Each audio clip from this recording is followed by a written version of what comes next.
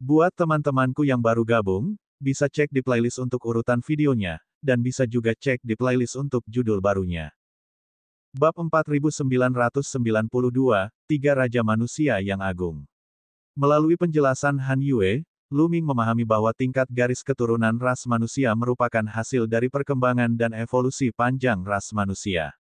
Yang kuat memangsa yang lemah, yang berkuasa adalah yang terkuat.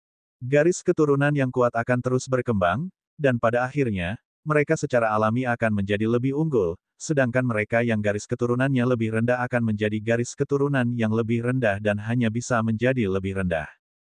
Bahkan mereka yang memiliki garis keturunan buruk akan merasa sulit untuk bertahan hidup. Pada zaman tanah yang murni, meskipun sebagian besar garis keturunan manusia memiliki tingkatan yang sangat tinggi, masih banyak yang memiliki garis keturunan yang rendah. Pada saat itu, mereka dikenal sebagai garis keturunan yang rendah dan memiliki status yang sangat rendah. Itulah sebabnya Liu Weiyang dan yang lainnya seperti ini. Kata Han Yue. Dia menjelaskannya dengan sangat rinci terutama karena dia ingin menjelaskan bahwa itu hanyalah masa lalu. Sekarang sudah berbeda. Han Yue kemudian menjelaskan bahwa ketika alam Dewa Azure yang pucat itu disegel, manusia yang tersisa di alam itu semuanya adalah orang-orang dengan garis keturunan bermutu tinggi.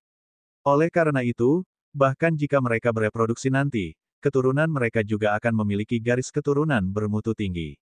Tidak ada seorang pun di alam Dewa Langit yang memiliki garis keturunan seperti Lu Ming. Melalui percakapannya dengan Han Yue, Lu Ming memiliki pemahaman lebih baik tentang peristiwa di era sebelumnya.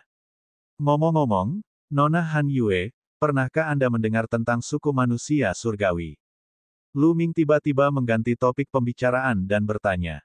Dia mendengar dari para iblis bahwa baik suku manusia surgawi maupun para iblis pernah menjadi budak suku manusia di era sebelumnya. Dia ingin mencari tahu lebih banyak. Suku manusia surgawi. Aku belum pernah mendengar tentang mereka. Ras apa mereka? Dia benar-benar berani menggunakan kata surga sebagai namanya.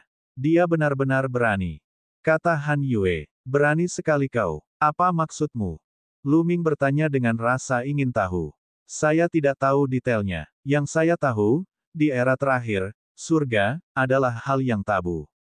Tidak ada ras yang berani menggunakannya, atau akan mendatangkan bencana besar. Kata Han Yue, surga itu tabu. Lu Ming bahkan lebih penasaran dan bingung. Menurutku, nama asli suku manusia surgawi adalah suku setengah manusia. Pernahkah kau mendengarnya? Pernahkah kau mendengar tentang klan iblis? Di era terakhir, mereka semua adalah budak ras manusia. Kata Lu Ming, dia telah mendengar tentang suku setengah manusia dari Zisuan. Suku setengah manusia, setan. Aku belum pernah mendengar tentang mereka sebelumnya. Sejauh yang aku tahu, klan manusia telah memperbudak banyak ras, termasuk banyak ras di luar alam semesta purba. Kurasa mereka berdua hanyalah salah satunya. Kata Han Yue. Baiklah, tampaknya ras manusia sangat kuat di era terakhir. Mereka telah memperbudak banyak ras seperti suku manusia surgawi dan ras iblis. Namun, meskipun sangat kuat, pada akhirnya hancur. Dia benar-benar tidak tahu apa yang terjadi di akhir era terakhir. Apakah itu berhubungan dengan makhluk dari tanah terlarang? Perusakan Goa Awan Ungu pasti ada hubungannya dengan makhluk-makhluk di tanah terlarang karena suku Jueyin lah yang menghancurkan Goa Awan Ungu. Dan di era terakhir, suku Yin ekstrim adalah tanah terlarang yang menakutkan. Akan tetapi, apakah makhluk-makhluk di tanah terlarang benar-benar memiliki kekuatan untuk menghancurkan seluruh alam semesta? Lu Ming mengungkapkan keraguannya. Apakah itu suatu kekuatan dahsyat di luar alam semesta purba? Karena mereka sudah tahu bahwa ada ras-ras lain di luar alam semesta, maka wajar saja jika ada kekuatan-kekuatan lain yang dahsyat dan menakutkan. Dia tidak bisa menemukan jawabannya. Lu Ming menggelengkan kepalanya pelan, menepis pikirannya yang kacau. Melihat ekspresi Lu Ming, Han Yue berpikir bahwa dia merasa terganggu dengan tingkat meridian darahnya. Dia menambahkan, sebenarnya, saudara Lu, jika kamu ingin mengubah tingkat garis keturunanmu, itu bukan hal yang mustahil. Bahkan bisa mengubah tingkat garis keturunan. Apa itu? Lu Ming bertanya dengan rasa ingin tahu. Dia tidak benar-benar ingin mengubah tingkat garis keturunannya. Dia merasa bahwa tidak ada yang buruk tentang garis keturunannya saat ini, dan masih memiliki potensi yang tidak terbatas. Hal ini terjadi karena ia tidak lagi memiliki darah manusia murni. Ia memiliki tubuh terlarang. Seberapa kuatkah potensi tubuh terlarang itu? Dia sendiri tidak yakin. Namun, Tang Feng, leluhur pedang terlarang, juga manusia dari dunia kecil. Tingkat garis keturunannya pasti sama dengannya. Namun seberapa kuatkah leluhur pedang itu sekarang? Oleh karena itu, potensi tubuh terlarang tidak boleh kalah dengan garis keturunan manusia tingkat tinggi. Namun, Lu Ming masih sangat penasaran. Itulah sebabnya dia bertanya. Gulungan suci Fajar Suci. Alam Dewa Changqing memiliki gulungan Fajar Suci, kata Han Yue dengan hormat. Selama seseorang berada di bawah gulungan Fajar Suci, garis keturunannya dapat dimurnikan, dan potensinya dapat ditingkatkan. Bahkan garis keturunan yang lebih rendah pun dapat diubah. Gulungan Fajar Suci. Lu Ming tampak penasaran dan ragu. Itu adalah istilah lain yang belum pernah didengarnya sebelumnya. Sebuah gulungan yang ditinggalkan oleh Raja Manusia Sengki. Han Yue menambahkan, apa? Jantung Lu Ming berdetak kencang. Sebuah lukisan yang ditinggalkan oleh Raja Manusia. Nama Raja Manusia itu adalah Cahaya Suci. Sebelumnya, dia bahkan memperoleh tubuh jasmani seorang Raja Manusia. Ayo pergi dan lihat. Lu Ming sedikit tidak sabar. Kakak Lu, silakan ikut aku. Han Yue memimpin jalan menuju pusat alam Dewa Changqing. Gulungan Fajar Suci ditempatkan pada posisi penting di tengah alam suci Changqing dan dilindungi oleh lapisan formasi. Formasi ini utamanya digunakan untuk bertahan melawan orang luar. Formasi ini tidak digunakan melawan manusia di alam Dewa Changqing. Manusia manapun dapat menggunakannya sesuka hati dan menggunakan gulungan Fajar Suci untuk berkultivasi. Gulungan Fajar Suci mengapung di sebuah danau besar. Panjangnya 10.000 meter dan lebarnya 1.000 meter. Itu adalah gulungan gambar, dan pada gulungan gambar itu ada seorang pria parubaya. Dia tampak berdiri di sana dengan tenang sambil meletakkan kedua tangannya di belakang punggungnya. Penampilannya anggun, dan wajahnya menunjukkan sedikit rasa iba. Dia tidak memiliki aura seorang penakluk dunia, juga tidak memiliki aura orang yang menggetarkan jiwa. Sebaliknya, dia memancarkan aura pencerahan. Benar saja, itu adalah aura pencerahan. Lu Ming dan Han Yue berdiri di tepi danau. Hanya dengan melihatnya dari jauh, mereka merasa kagum. Lukisan ini menggambarkan Raja Manusia Suci Phoenix sendiri. Han Yue menjelaskan. Namun, dia tidak menyadari bahwa Lu Ming sedang tertegun. Dia menatap gulungan Fajar Suci dengan tidak percaya. Ini adalah Raja Manusia itu sendiri, apa yang terjadi? Melalui tubuh jasmani Raja Manusia, aku melihat penampilan Raja Manusia, tetapi tidak terlihat seperti ini. Lu Ming terus berteriak dalam hatinya. Dulu di benua bintang, ketika dia memperoleh lengan Raja Manusia itu pernah memanifestasikan sosok Raja Manusia. Itu sama sekali berbeda dari yang ada di lukisan ini. Baik dari segi penampilan maupun temperamen, itu sama sekali berbeda. Tubuh fisik Raja Manusia memiliki aura yang dapat menelan seluruh alam semesta. Aura itu sama sekali berbeda dengan aura yang dimiliki lukisan itu yang dapat menerangi semua makhluk hidup. Apa yang sedang terjadi? Mungkinkah ada lebih dari satu Raja Manusia? Jika Anda tidak mengerti, bertanyalah. Nona Han Yue, apakah ada lebih dari satu Raja Manusia? Lu Ming bertanya tanpa mengubah ekspresinya. Tentu saja, di era terakhir, ada 3 Raja Manusia, kata Han Yue. Kalau tidak, ras manusia tidak akan begitu kuat hingga bisa menekan suku penyihir dan iblis. 3. Siapakah ketiganya? Lu Ming bertanya. Mereka adalah Raja Manusia Seng Si dan Raja Manusia Xuan Yuan. Yang ketiga adalah seorang wanita yang dikenal sebagai Ratu Kuno. Kata Han Yue. Raja Manusia Seng Si, Raja Manusia Xuan Yuan, dan Ratu Qiangu. Lu Ming bergumam dalam hatinya, emosinya berfluktuasi.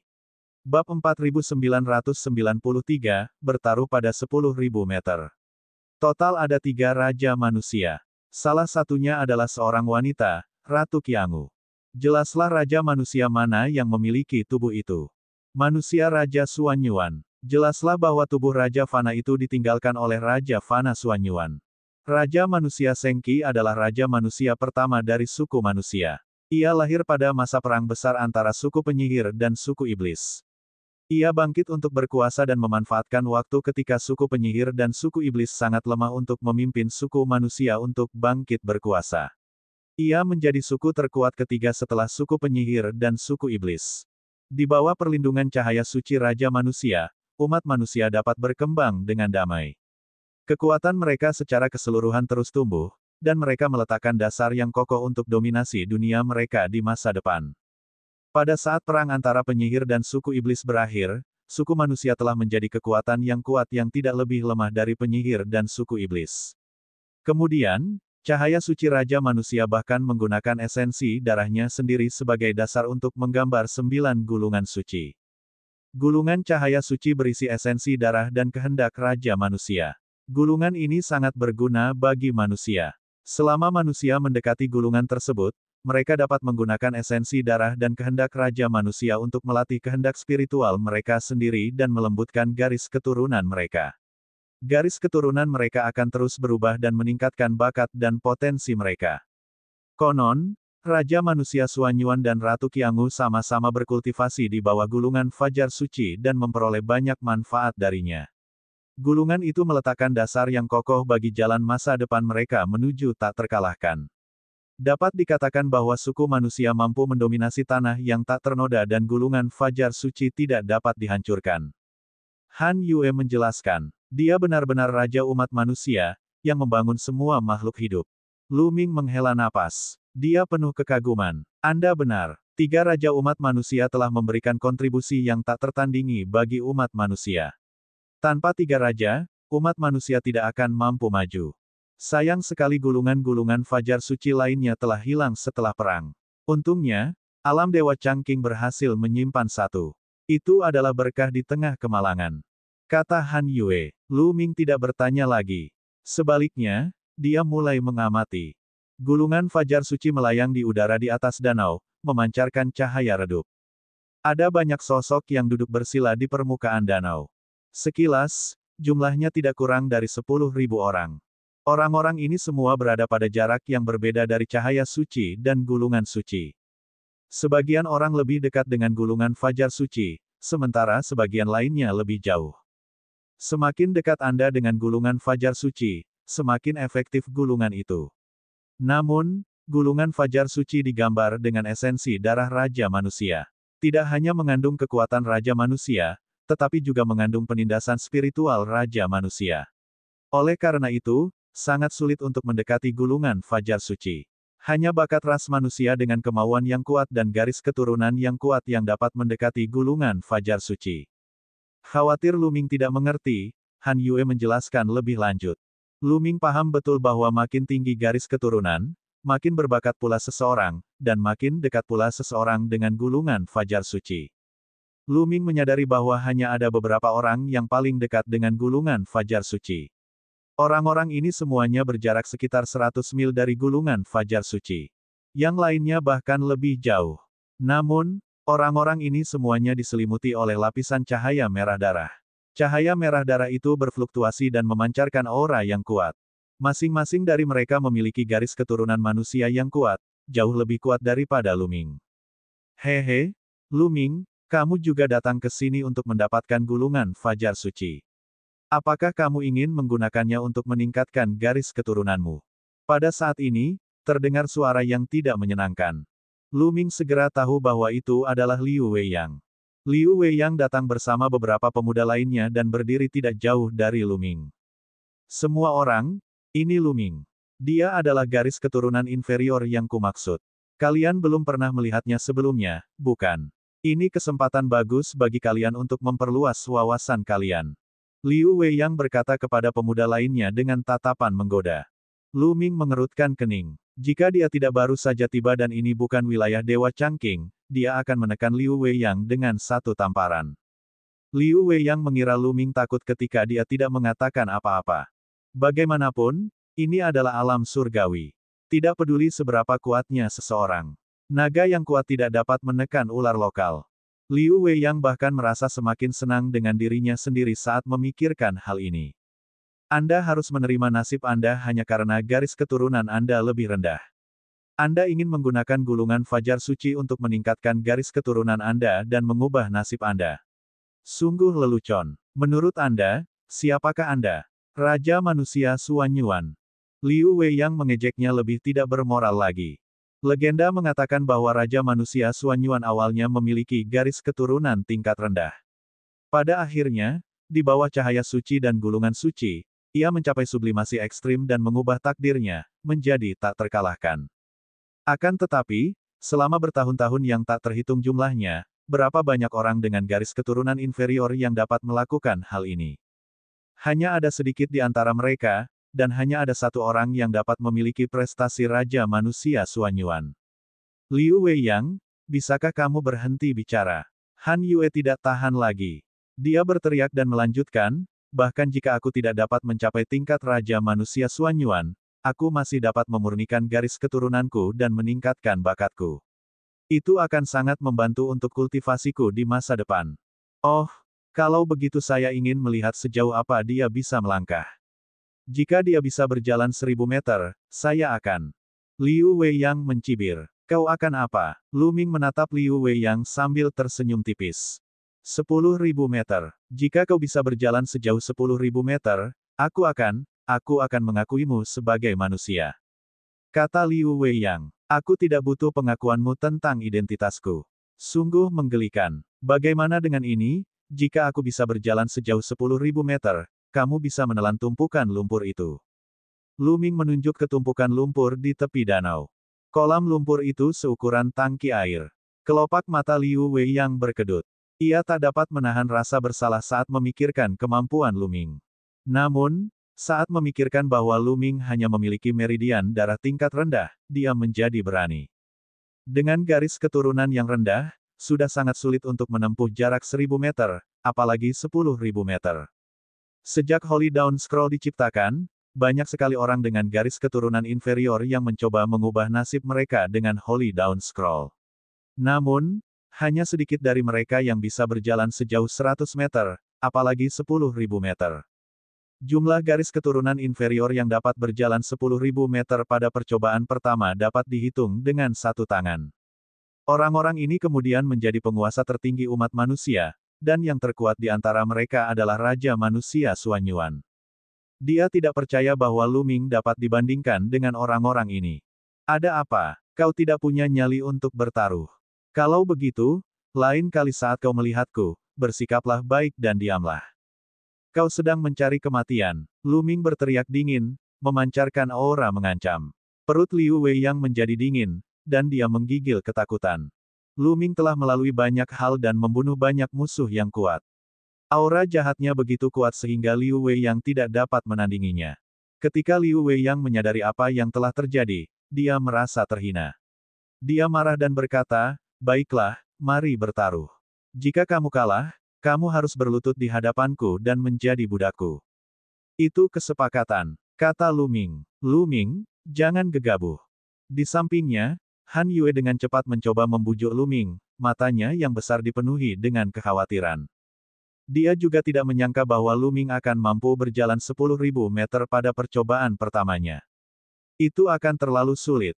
Bab 4994, Kekhawatiran Han Yue. Bagaimanapun juga, Lu Ming adalah penyelamat Han Yue. Han Yue benar-benar khawatir. Jika Lu Ming kalah dan menjadi budak Liu Weiyang, tamatlah riwayatnya. Tak dapat ditebus lagi. Liu Weiyang, saya ingin Anda membatalkan taruhan. Han Yue menoleh ke Liu Weiyang setelah dia selesai berbicara tentang Lu Ming. Taruhannya sudah ditetapkan, bagaimana bisa dibatalkan semudah itu? Tidak. Liu Weiyang langsung menolaknya. Pada saat ini, dia sangat gembira. Bagaimana dia bisa membatalkannya? Jika Lu Ming kalah, dia harus menjadi budaknya. Dia tidak hanya akan bisa melampiaskan amarahnya, tetapi dia juga akan bisa mengambil obat suci tingkat sumber terbaik yang diperoleh Lu Ming dari Zuxi. Terlebih lagi, kekuatan tempur Lu Ming sangat kuat. Jika dia bisa menjadi pelayannya, dia bisa menjadikan Lu Ming sebagai pelopor saat dia melakukan petualangan di masa depan. Seberapa hebat itu?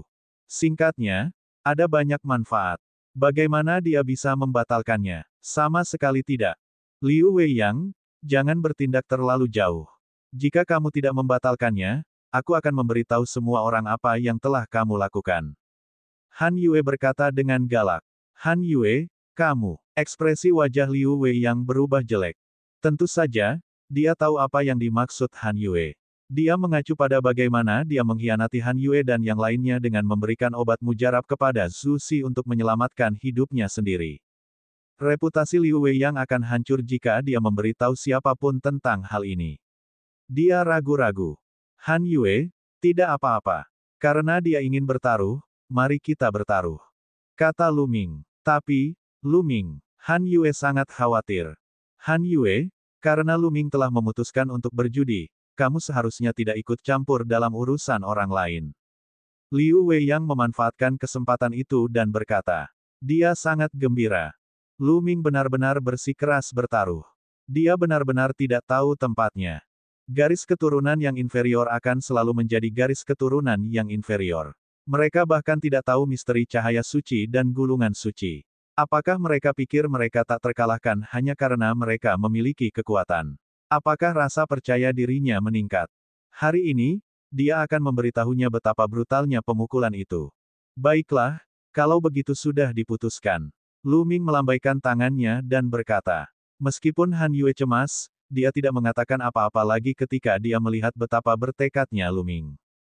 Tentu saja, Lu Ming punya alasan tersendiri untuk begitu percaya diri. Meskipun dia memang memiliki level yang sangat rendah dalam hal garis keturunan manusia, dia tidak yakin seberapa jauh dia bisa melangkah hanya dengan kekuatan garis keturunannya. Keyakinannya datang dari kekuatan terlarang. Dia sekarang tahu bahwa kekuatan terlarang itu adalah kekuatan alam semesta. Apa kekuatan alam semesta? Kekuatan ini terhubung dengan seluruh alam semesta dan merupakan kekuatan inti alam semesta.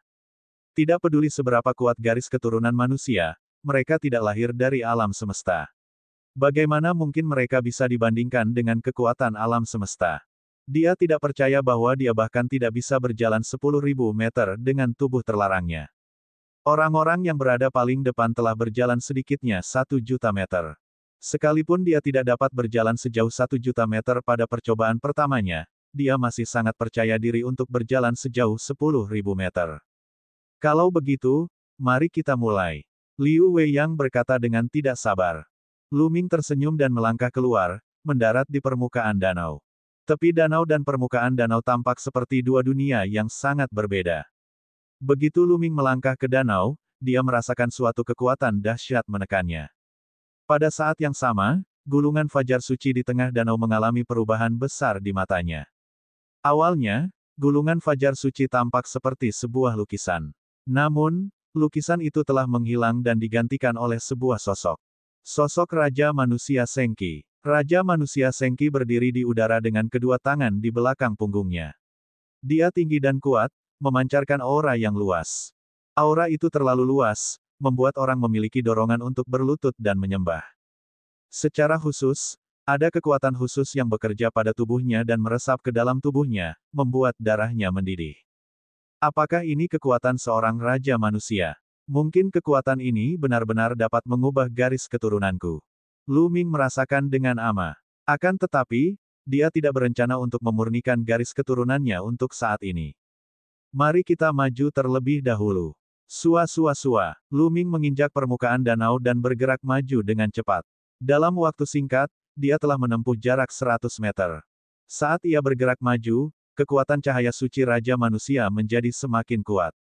Tekanan itu tidak hanya memengaruhi tubuhnya, tetapi juga kemauannya. Namun, tekad Lu Ming begitu kuat sehingga ujian ini tidak berarti apa-apa baginya.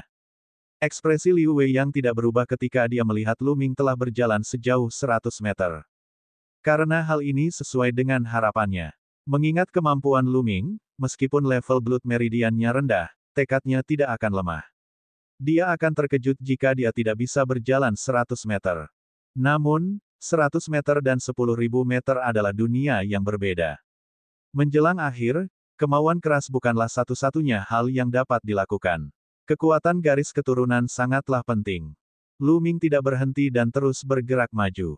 200 meter, 300 meter, 400 meter, 600 meter. Tak lama kemudian, Lu Ming telah maju 1000 meter.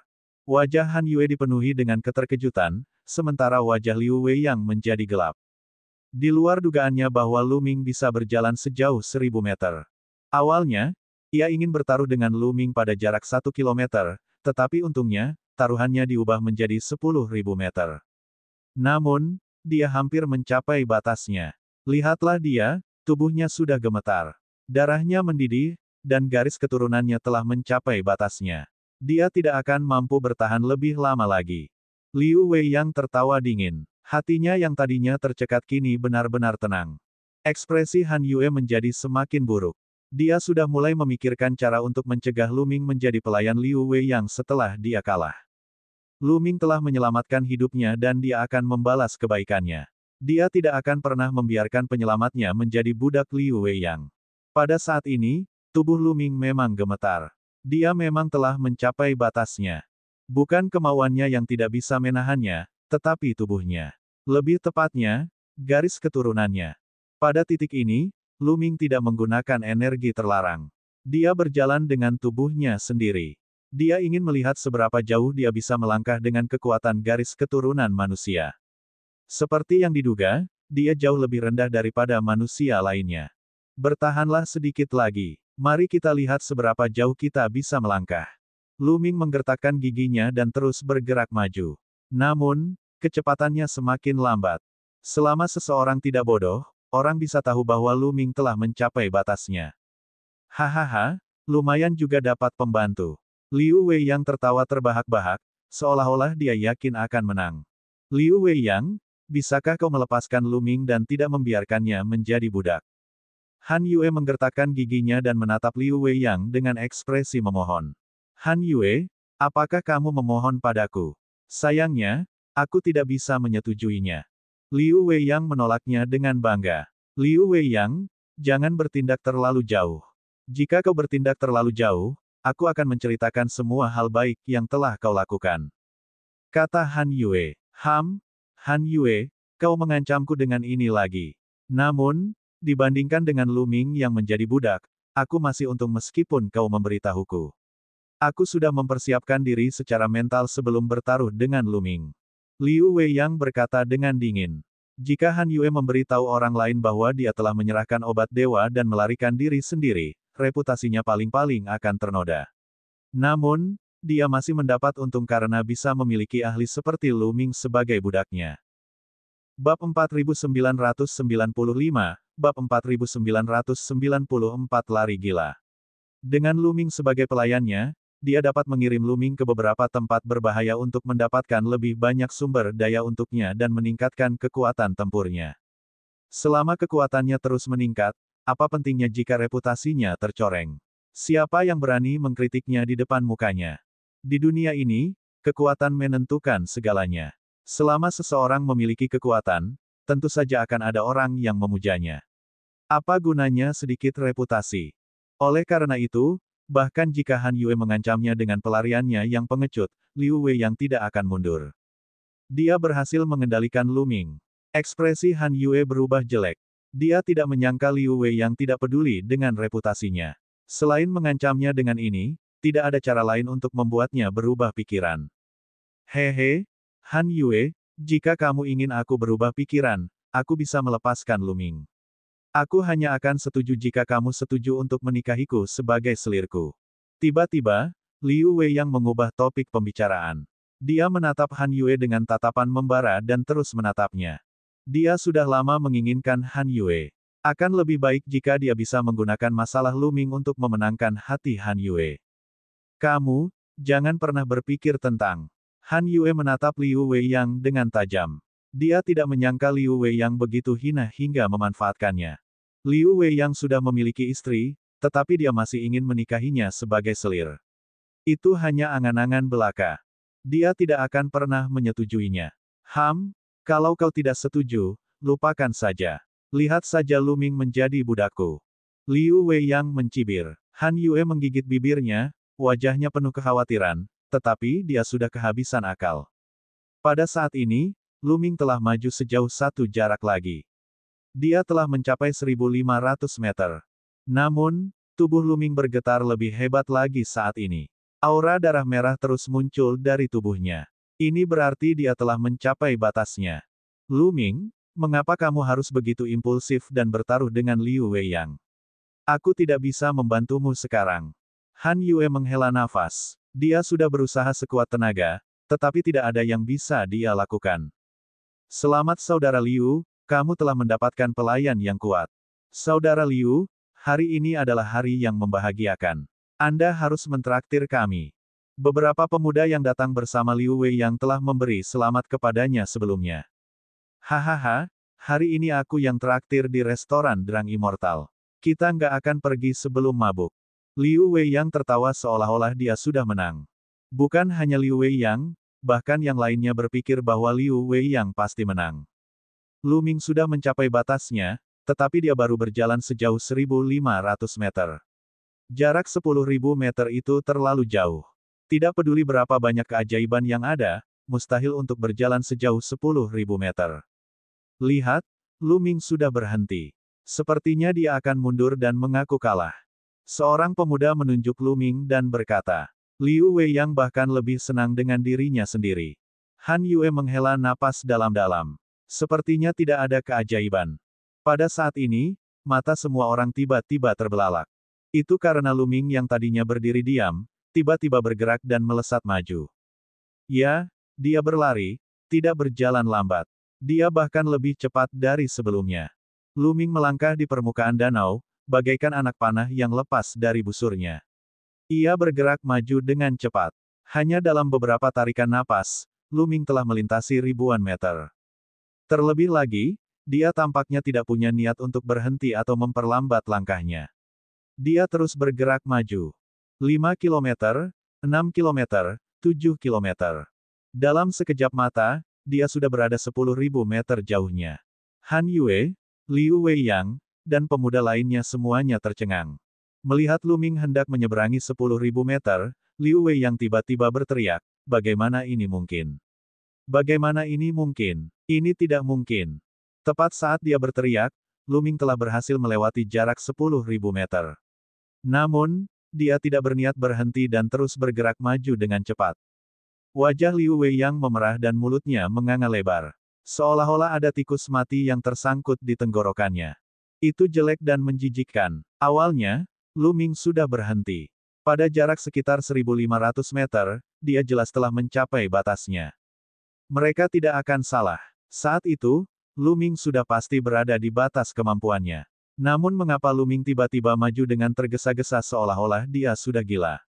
Apa yang sedang terjadi? Mereka tidak dapat menemukan jawabannya. Mereka benar. Pada ketinggian 1.500 meter, Lu Ming telah mencapai batasnya dengan mengandalkan kekuatan garis keturunan manusia. Namun, Lu Ming masih memiliki energi tabu. Begitu Lu Ming mengaktifkan kekuatan terlarang, dia tiba-tiba menyadari bahwa tekanan dari gulungan fajar suci di tubuhnya telah menghilang tanpa jejak. Dia tidak merasakan tekanan sama sekali. Itulah sebabnya kecepatannya mampu meroket dan dia mampu menyerang maju dengan cepat. Ini terjadi bahkan setelah dia menekan kecepatannya. Kalau tidak, dia akan lebih cepat lagi. Kekuatan terlarang itu memang misterius. Gulungan fajar suci tidak memiliki tekanan pada tubuh dan garis keturunanku, tetapi masih memiliki tekanan pada kemauanku. Pikiran Lu Ming sedang berpacu. Tekanan gulungan fajar suci pada tubuhnya telah terputus oleh kekuatan terlarang, tetapi tekadnya tidak. Namun, tekad Lu Ming sangat kuat. Pada awalnya, puluhan ribu meter, bahkan ratusan ribu meter, tidak banyak memengaruhinya. Namun, dengan cara ini, efek pemurnian gulungan fajar suci pada meridian darah Lu Ming akan hilang dan meridian darahnya tidak akan dimurnikan. Namun, ini adalah pertama kalinya Lu Ming berada di sini. Tujuannya saat ini adalah untuk melihat seberapa jauh ia bisa melangkah dan apa batas-batasnya di bawah pengaruh energi tabu. Dia akan berpikir tentang memurnikan garis keturunannya di masa mendatang. Setelah Lu Ming menerobos 10.000 meter, dia tidak melambat sama sekali. Dia masih sangat cepat. 10.000 meter, 20.000 meter, 50.000 meter, 100.000 meter. Sesaat kemudian, Lu Ming telah berjalan maju sejauh 500.000 meter. Dia semakin dekat dengan cahaya suci dan gulungan suci. Kecepatan tersebut membuat beberapa orang yang sedang bercocok tanam di dekatnya khawatir. Banyak orang membuka mata dan menatap Lu Ming yang bergerak maju dengan cepat, dengan kaget. Ada cukup banyak orang di alam Dewa Changqing yang mampu melaju sejauh 500.000 meter, namun sangat sedikit yang mampu mempertahankan kecepatan tersebut setelah 50 meter. Di tepi danau, Han Yue, Liu Wei Yang, dan yang lainnya benar-benar ketakutan. Ekspresi wajah Liu Wei yang sangat jelek. Tekanan pada kemauan semakin kuat. Setelah berjalan sekitar 600.000 meter, kecepatan Lu Ming akhirnya mulai melambat.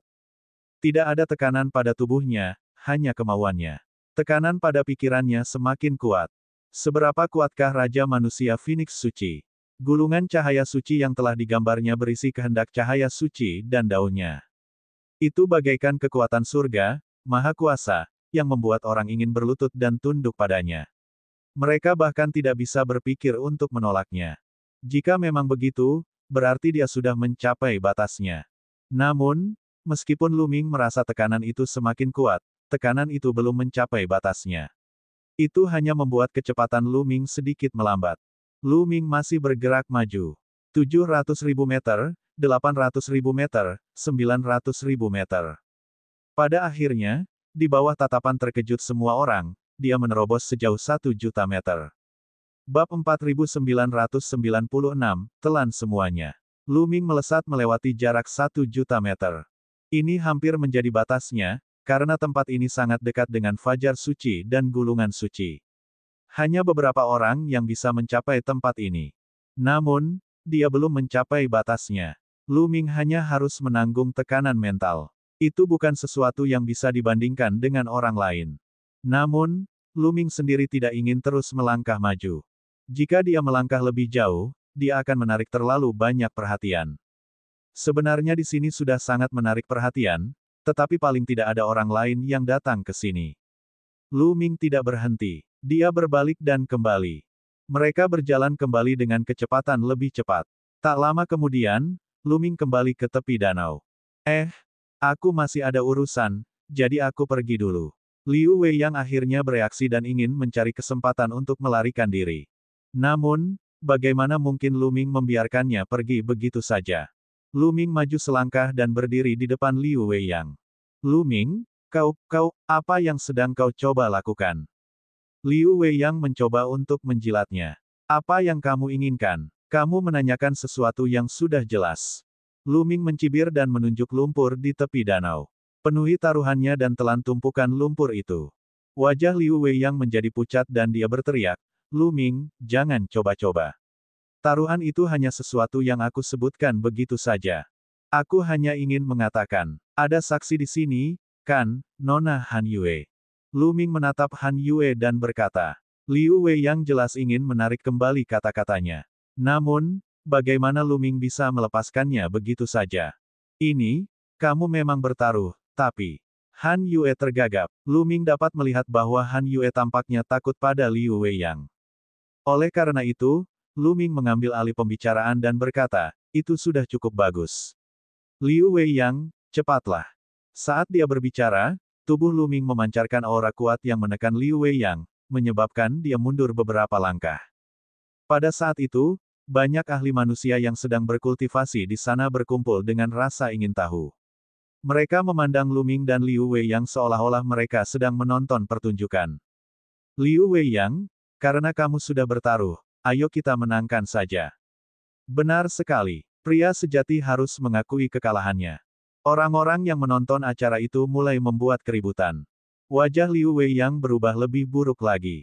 Dia berteriak, Lu Ming, apakah kamu benar-benar berpikir kamu menang? Kamu curang. Ya, kamu curang. Kamu memiliki garis keturunan kelas rendah. Bagaimana kamu bisa mencapai 1 juta meter? Semakin banyak dia berbicara, semakin terang mata Liu Wei yang. Semakin banyak dia berbicara, semakin dia merasa bahwa Lu Ming sedang curang. Kamu jelas-jelas sudah mencapai batasmu pada jarak 1.500 meter sebelumnya, tetapi kemudian kamu tiba-tiba meledak. Aku tidak akan percaya jika kamu tidak curang. Jadi, aku memenangkan taruhan ini. Lu Ming, kau harus menjadi budakku. Liu Wei yang terus berteriak. Lu Ming hampir tertawa terbahak-bahak. Liu Wei yang ini benar-benar tercela. Dia benar-benar ingin memutarbalikkan kebenaran. Kamu makan atau tidak? Kalau kamu tidak mau makan, aku yang akan mentraktirmu. Lu Ming mencibir. Kemudian, dia mengulurkan tangannya dan mencoba meraih Liu Wei yang. Lu Ming, kamu berani. Liu Wei yang berteriak histeris. Tentu saja, dia tidak akan menyerah begitu saja. Dia melawan dengan sekuat tenaga dan mundur dengan panik. Berhenti, berani sekali kau. Beberapa pemuda yang datang bersama Liu Weiyang juga berteriak dan membantu Liu Weiyang. Mereka melancarkan serangan untuk menghentikan Lu Ming. Namun, kekuatan tempur orang-orang ini jauh lebih rendah daripada Lu Ming. Liu Weiyang sendiri hanyalah seorang Divine Master tingkat 9. Yang lain bahkan tidak sebaik dia. Bagaimana mereka bisa menghentikan Lu Ming? Saat tangan Lu Ming menekan ke bawah, serangan orang-orang ini pun bubar. Saat berikutnya, Lu Ming mencengkeram Liu Weiyang. Raungan Lu Ming berasal dari energi tabu. Dia mencengkeram Liu Weiyang dan hanya memperlihatkan kepalanya. Kemudian, dia mencengkeram Liu Weiyang dan menekannya ke dalam kolam lumpur. Lu Ming, beraninya kau. Kau tahu siapa kakekku? Gol, gol. Liu Weiyang meraung. Dia ingin menggunakan nama kakeknya untuk menakut-nakuti Lu Ming. Sayangnya, sebelum dia bisa menyelesaikan kalimatnya, kepalanya tertancap di lumpur. Dia menelan beberapa suap lumpur.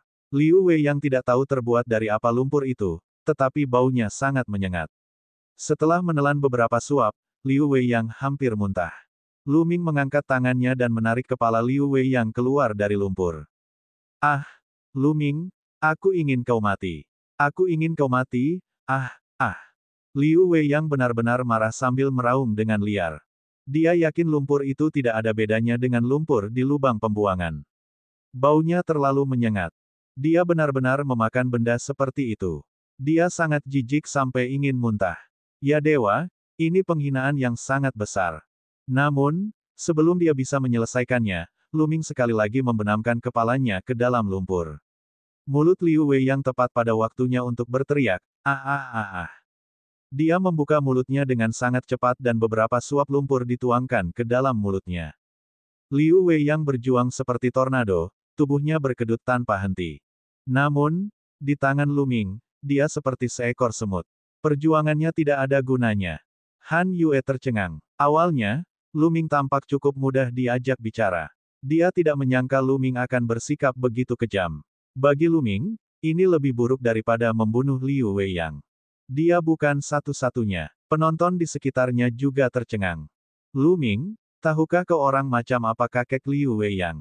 Kakeknya adalah seorang kultivator alam asal yang kuat. Dia tidak akan membiarkanmu begitu saja karena memperlakukan Liu Weiyang seperti ini. Seorang pria muda meraung. Asal-usul yang kuat. Baiklah, biarkan dia bangun untuk menghadapiku. Lu Ming tersenyum tipis. Ini adalah malapetaka besar dari asal-usul. Lu Ming sangat takut diancam oleh asal-usul. Mengenai kesengsaraan besar asal-usul, masih ada beberapa ratus tahun lagi. Dia akan memikirkannya ketika saatnya tiba. Beberapa pemuda itu tidak bisa berkata apa-apa. Lu Ming sama sekali tidak terpengaruh oleh apapun. Pada saat itu, Lu Ming menarik Liu Weiyang keluar dari lumpur. Lu Ming, lepaskan aku. Lepaskan aku. Aku tahu kesalahanku. Liu Weiyang berteriak. Kali ini, dia tidak berani bersikap sombong. Dia mengakui kesalahannya. Karena ancaman tidak ada gunanya, dia akan mengakui kesalahannya untuk saat ini. Dia harus menstabilkan Lu Ming terlebih dahulu. Sayangnya, Lu Ming tidak peduli padanya. Dia terus menekan Liu Weiyang ke dalam lumpur. Tubuh Liu Weiyang terus berkedut. Selama periode ini, Lu Ming menggunakan kekuatan terlarang untuk mendorong lumpur ke mulut Liu Weiyang dan dia menelan semuanya. Setelah beberapa saat, Liu Weiyang hampir selesai memakan tumpukan lumpur. Lu Ming lalu melemparkan Liu Weiyang ke tepi danau. Aduh! Liu Weiyang tergeletak di tanah dan muntah begitu banyak hingga empedunya hampir keluar. Lu Ming berdiri di sana dan menyaksikan dengan tenang. Liu Weiyang muntah selama setengah jam sebelum akhirnya berhenti. Wajahnya pucat dan berkerut. Dia menatap Lu Ming dengan pandangan penuh kebencian. Kemudian, dia berbalik dan pergi tanpa menoleh ke belakang. Pemuda-pemuda lainnya segera mengikuti dan pergi. Lu Ming, Liu Weiyang adalah orang yang berpikiran sempit. Dia telah menderita kerugian besar kali ini. Saya khawatir dia tidak akan membiarkan masalah ini begitu saja. Anda harus berhati-hati. Han Yue bertanya dengan khawatir. Bab 4997, Lu Ming pasti mengandalkan harta karun. Lu Ming tidak terganggu dengan pengingat Han Yue. Jadi kenapa kalau Liu Weiyang punya dendam? Di era di mana sumber alamiah tidak muncul, dia hampir tak terkalahkan dan tidak takut pada siapapun. Kekhawatiran Han Yue sebenarnya tidak salah. Kebencian Liu Weiyang terhadap Lu Ming sangat besar. Sialan, sialan, sialan, garis keturunan rendahan sialan. Liu Weiyang terus menggeram setelah dia menjauh. Wajahnya dipenuhi kebencian dan dia tampak menakutkan. Saudara Liu, Lu Ming ini sangat kuat. Dengan kemampuan kita, saya khawatir kita bukan tandingannya. Kita harus membunuhnya dengan pisau pinjaman. Seorang pemuda di sampingnya mengingatkan. Sebelumnya, saat mereka berhadapan dengan Lu Ming, mereka bahkan tidak bisa melawan. Mereka tahu betul bahwa jarak antara mereka dan Lu Ming sangat besar. Tentu saja aku tahu hal ini. Namun, bagaimana cara membunuh dengan pisau pinjaman? Apa kau punya ide? Liu Weiyang bertanya. Saudara Liu, jika Anda ingin membunuh seseorang dengan pisau pinjaman, Anda harus mencari tahu satu hal terlebih dahulu. Bagaimana Lu Ming bisa berjalan sejauh 1 juta meter di bawah fajar suci dan gulungan suci? Dia jelas mencapai batasnya ketika dia berjalan sejauh 1.500 meter. Di sampingnya, seorang pemuda berbicara. Orang ini memiliki penampilan yang cerdik. Kau benar, Lu Ming hanya memiliki blood meridian yang inferior. Jarang baginya untuk berjalan sejauh 1.500 meter. Bagaimana mungkin dia bisa berjalan sejauh 1 juta meter? Mungkinkah? Pada saat ini, mata Liu Weiyang berkedip dan dia bertukar pandang dengan pemuda yang cerdik itu. Keduanya berkata serempak, harta karun. Benar sekali, itu adalah harta karun. Liu Weiyang sangat gembira. Lu Ming pasti memiliki semacam harta karun yang tak tertandingi. Bahkan mungkin ada hubungannya dengan Raja Manusia. Dia pasti menggunakan harta karun itu untuk mengimbangi tekanan dari gulungan fajar suci. Ya, pasti itu, katanya. Semakin banyak dia berkata, semakin Liu Weiyang merasa bahwa memang begitulah adanya. Dia menduga bahwa Lu Ming tidak menggunakan harta karun itu pada awalnya. Dia hanya menggunakan kekuatan blood meridiannya untuk menahan serangan itu. Oleh karena itu, dia mencapai batasnya pada jarak 1.500 meter. Dia kemudian mengaktifkan harta karun itu dan kecepatannya meningkat pesat, maju 1 juta meter. Liu Weiyang dan yang lainnya tidak bodoh. Mereka telah menebaknya dengan benar. Namun, Lu Ming tidak menggunakan harta karun melainkan kekuatannya sendiri, energi terlarang. Mereka tidak akan pernah menduga hal ini bahkan jika mereka dipukuli sampai mati.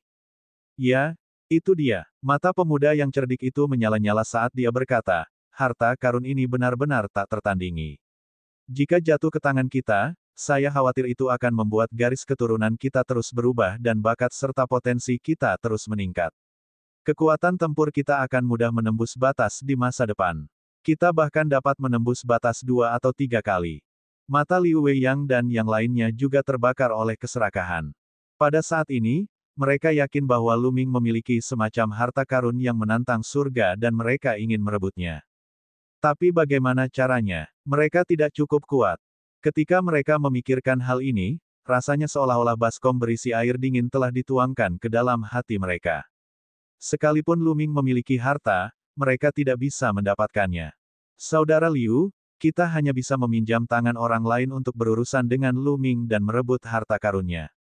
Mungkin kita bisa mengambil manfaat darinya dan menggunakan harta karun itu untuk berkultivasi. Kata pemuda berwajah cerdik itu. Hanya itu jalan satu-satunya. Tangan siapa yang harus kupinjam? Liu Weiyang bergumam. Saudara Liu, apa pendapatmu tentang kekuatan tempur Lu Ming? Apakah ini terobosan kedua? Pemuda cerdik itu bertanya. Menurutku dia belum mencapai terobosan kedua. Saat bertarung dengan Zhu Xi, dia tidak langsung membunuhnya. Sebaliknya, dia membutuhkan beberapa gerakan. Jika dia seorang ahli yang telah mencapai terobosan kedua, aku khawatir dia bisa menghabisi Zhu Xi dalam satu gerakan. Aku berspekulasi bahwa kekuatan tempur Lu Ming seharusnya berada pada batas terobosan pertama. Dia adalah salah satu eksistensi teratas di antara mereka yang telah mencapai terobosan pertama. Kata Liu Weiyang. Kalau begitu, kita akan menggunakan Yan Cheng untuk menghadapi Lu Ming. Kekuatan tempur Yan Cheng berada pada tahap terobosan kedua. Dia selalu ingin menerobos ke tahap terobosan ketiga, tetapi bakat dan potensinya telah mencapai batasnya. Jika dia tahu ada harta karun seperti itu, dia pasti akan tergoda. Kata pemuda berwajah cerdik itu. Kalau begitu, Kita akan menggunakan tangan Yan Cheng. Kita hanya perlu mengungkapkan informasi ini kepada Yan Cheng. Liu Weiyang berkata sambil menuju ke kediaman Yan Cheng. Lu Ming masih berada di tepi danau tempat gulungan Fajar Suci berada. Dia belum pergi. Dia ingin menggunakan gulungan Fajar Suci untuk memurnikan garis keturunannya. Dia tidak menggunakan kekuatan terlarang dan hanya menggunakan tubuhnya untuk menangkis serangan itu. Dia berjalan lebih dari 1000 meter dan duduk bersila di atas danau. Tekanan kuat dari gulungan Fajar Suci terus menekannya. Tubuhnya diselimuti lapisan darah. Dia bisa merasakan bahwa garis keturunan manusianya perlahan berubah. Seorang pemuda muncul di tepi danau. Tatapan matanya yang dingin tertuju pada Lu Ming. Nama orang ini adalah Yan Cheng. Namun, ada terlalu banyak orang di sana. Dia tidak bisa berbuat apa-apa. Dia hanya bisa mengamati dari kejauhan dan mencari peluang. Dalam sekejap mata, 10 hari telah berlalu. Lu Ming meninggalkan danau 10 hari kemudian. Saudara Lu, mengapa kamu tidak melanjutkan kultivasimu? Han Yue bertanya dengan rasa ingin tahu. Saya telah berkultivasi selama 10 hari. Kemajuan saya lambat. Saya akan berkultivasi di lain hari. Lu Ming tersenyum. Tentu saja, ini hanya alasan. Faktanya, kemajuannya tidak lambat. Dalam 10 hari ini, garis keturunan manusianya memang telah mengalami beberapa transformasi dan menjadi lebih murni. Namun, Lu Ming menyadari bahwa peningkatan garis keturunan manusia tidak membantu peningkatan kekuatan tempur. Kekuatan tempurnya tidak meningkat sama sekali. Lu Ming sudah tahu bahwa ketika manusia memurnikan darahnya, kekuatan tempurnya tidak akan meningkat. Sebaliknya, bakat dan potensinya akan meningkat. Namun, dia memiliki tubuh terlarang dan bakat serta potensinya begitu besar sehingga dia tidak perlu menyebutkan darah murni. Dia yakin bahwa bakat dan potensinya tidak akan kalah dengan bakat-bakat terbaik umat manusia. Apakah ada seseorang di alam Dewa Changqing yang telah menerobos 4 kali? Oleh karena itu, daripada membuang-buang waktu untuk memurnikan garis keturunannya, lebih baik dia menghabiskan lebih banyak waktu untuk memahami teknik aslinya. Lu Ming dan Han Yue kembali ke tempat tinggal mereka bersama-sama. Melihat Lu Ming dan Han Yue berjalan bersama, Yan Cheng hanya bisa mengikuti mereka dari kejauhan dan tidak sempat bergerak. Ini bukan lagi era sebelumnya, ketika manusia mendominasi. Jumlah umat manusia saat ini hanya sedikit. Mereka harus bersatu menghadapi tekanan dari makhluk-makhluk dari 5 tanah terlarang. Meskipun tidak ada larangan untuk berkelahi antar manusia, namun membunuh satu sama lain demi harta karun adalah hal yang dilarang keras. Jika hal seperti itu ditemukan, dia pasti akan dihukum berat. Oleh karena itu, jika seseorang ingin membunuh seseorang dan merampas hartanya, ia harus melakukannya tanpa diketahui siapapun. Ketika Lu Ming kembali ke kediamannya, Yan Cheng muncul tidak jauh dari sana. Dia masih belum bergerak. Lu Ming bukan satu-satunya yang tinggal di dekat situ. Han Yue dan beberapa orang lainnya juga tinggal di dekat situ. Jika mereka bergerak, mereka pasti akan memberitahu yang lain. Dia tetap berjaga di luar dan menunggu. Dia mendengar dari Liu Weiyang bahwa Lu Ming mungkin memiliki harta karun yang dapat memungkinkan Lu Ming berjalan sejauh 1 juta meter di bawah gulungan fajar yang suci. Dia sangat tergoda. Begitu dia mendapatkan harta karun seperti itu, dia pasti akan mampu menembus batasnya dan meraih 3 limit break. Bab 4998, Seseorang yang datang untuk mengirimkan harta karun. Yan Cheng berjaga di luar kediaman Lu Ming. Ia ingin menunggu Lu Ming keluar sendirian sehingga ia dapat menemukan kesempatan untuk bertindak. Penantian ini berlangsung selama setengah tahun. Selama 6 bulan terakhir, Lu Ming tidak keluar dari kamarnya sedikit pun. Dia menyendiri untuk memahami teknik aslinya. Dia mempelajari teknik asal sambil menunggu kabar dari Mulan. Adalah hal yang lumrah jika setengah tahun berlalu sebagai kultivasi tertutup, tetapi menunggu di luar selama setengah tahun bukanlah hal yang baik. Sialan, berapa lama lagi kita harus menunggu? Kalau dia menyendiri puluhan ribu tahun atau bahkan lebih, apa aku harus menunggu di sini? Yan Cheng meraung dalam hatinya. Dan EBSCP, sangatlah normal bagi eksistensi dewa-dewi untuk mengasingkan diri selama puluhan ribu tahun atau bahkan ratusan ribu tahun. Dan EBSCP, hal ini terutama berlaku bagi dewa penguasa puncak. Untuk menerobos ke asal, wajar bagi mereka untuk mengasingkan diri untuk jangka waktu yang lebih lama. Tidak, saya tidak bisa menunggu di sini saja. Saya harus mengubah strategi saya. Yan Cheng bergumam saat otaknya bekerja cepat. Setelah beberapa saat, matanya berbinar dan dia membuat keputusan. Dia melangkah maju dan datang ke halaman tempat tinggal Lu Ming. Suaranya terdengar, "Saya Yan Cheng, dan saya datang untuk memberi penghormatan." Di halaman, Lu Ming mendengar suara itu dan membuka matanya. "Yan Cheng, aku belum pernah mendengar tentangnya sebelumnya. Orang ini tiba-tiba datang mencariku, kurasa itu bukan hal yang baik." Hati Lu Ming tergerak. Namun, dia berani dan tak kenal takut.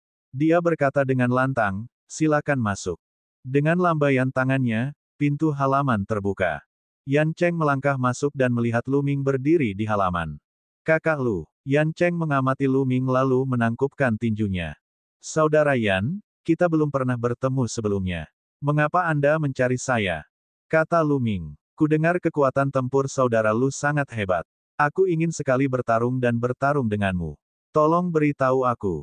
Yan Cheng mengepalkan tinjunya dan menatap Lu Ming dengan tatapan membara. Semangat juangnya mendesak dan dia tampak harus bertarung. Seperti yang diharapkan, tidak ada hal baik yang akan terjadi. Lu Ming berpikir dalam hati. Karena saudara Yan sedang dalam suasana hati yang baik, mari kita bertukar beberapa petunjuk. Lu Ming langsung menyetujui. Dia tahu bahwa Yan Cheng pasti punya motif untuk datang ke sini dan tidak akan membiarkan masalah ini begitu saja. Bahkan jika dia menolak, pihak lain mungkin akan menemukan alasan lain untuk menyerang. Oleh karena itu, lebih baik menyetujuinya secara langsung, lalu menekan pihak lain dan mengusirnya sepenuhnya. Melihat Lu Ming setuju, Yan Cheng sangat gembira. "Saudara Lu, terlalu membosankan jika hanya bertarung. Bagaimana kalau kita menambah taruhan?" Ini dia. Lu Ming tahu bahwa Yan Cheng akan mengungkapkan motif sebenarnya. Namun, inilah yang diinginkan Lu Ming. Menurut pendapatnya, pihak lain ada di sini untuk memberinya sesuatu. "Berapa taruhannya?" Lu Ming bertanya dengan kooperatif. "Kudengar saudara Lu punya harta karun yang bisa membantumu berjalan sejauh 1 juta meter di bawah gulungan fajar yang suci. Mari kita gunakan harta karun ini sebagai taruhan. Jika saudara Lu kalah, kau harus meminjamkanku harta karun ini selama 100 tahun. Bagaimana?" Kata Yan Cheng. Dia tidak mengatakan bahwa jika Lu Ming kalah, harta karun itu akan menjadi miliknya. Sebaliknya, dia mengatakan bahwa dia akan meminjamnya selama 100 tahun. Dia takut kalau dia akan mengatakan itu miliknya. Lu Ming tidak berani mengambil risiko. Jika harta itu sudah di tangannya, terserah padanya untuk memutuskan apakah akan mengembalikannya atau tidak. Harta karun. "Jadi, kau pikir aku bisa berjalan sejauh 1 juta meter di bawah cahaya suci dan gulungan suci dengan mengandalkan harta karun?" Lu Ming menganggapnya lucu. "Liu Weiyang, sepertinya kau mencoba membunuhku dengan pisau pinjaman." Indra tajam Lu Ming segera menangkap bahwa masalah ini kemungkinan besar ada hubungannya dengan Liu Weiyang. Liu Weiyang mengira Lu Ming telah menggunakan semacam harta karun agar dapat berjalan sejauh 1 juta meter di bawah gulungan fajar suci. Akan tetapi, kemampuannya sendiri jauh lebih rendah daripada Lu Ming. Oleh karena itu, ia ingin membunuh dengan pisau pinjaman dengan membocorkan berita itu kepada Yan Cheng. Ia ingin memanfaatkan Yan Cheng untuk menghadapi Lu Ming. Ini sangat masuk akal. "Baiklah, aku setuju. Tapi kalau kamu kalah, apa hadiahnya?" Kata Lu Ming. "Aku akan menggunakan senjata suci tingkat asal ini sebagai taruhan. Jika aku kalah, senjata suci tingkat asal ini akan menjadi milikmu." Saat dia berbicara, sebuah pedang pertempuran muncul di tangan Yan Cheng. Pedang tempur itu sangat tajam dan memang merupakan senjata sihir tingkat asal. "Baiklah, itu kesepakatan," kata Lu Ming. Meskipun pedang tempur ini bukanlah senjata tingkat asal yang unggul dan hanya senjata tingkat asal biasa, namun tetap saja sangat berharga. Tentara penghancur surga memiliki lebih dari setengah asal dan tidak memiliki senjata dewa tingkat asal. Semakin banyak senjata dewa tingkat asal yang dimilikinya, semakin baik. Karena pihak lain ingin memberinya senjata surgawi tingkat asal, tidak ada alasan baginya untuk menolak. "Kau menyetujuinya begitu cepat." Saat melihat Lu Ming menyetujuinya begitu saja, Yan Cheng merasa sedikit ragu. Mungkinkah kekuatan tempur Lu Ming sangat kuat dan itulah sebabnya dia begitu percaya diri? "Kurasa tidak. Aku sudah berhasil 2 kali. Berapa banyak orang di alam semesta yang bisa berhasil 2 kali? Dia mungkin tidak tahu seberapa kuatnya aku, itulah sebabnya dia begitu percaya diri. Pikiran Yan Cheng berubah cepat saat dia menghibur dirinya sendiri.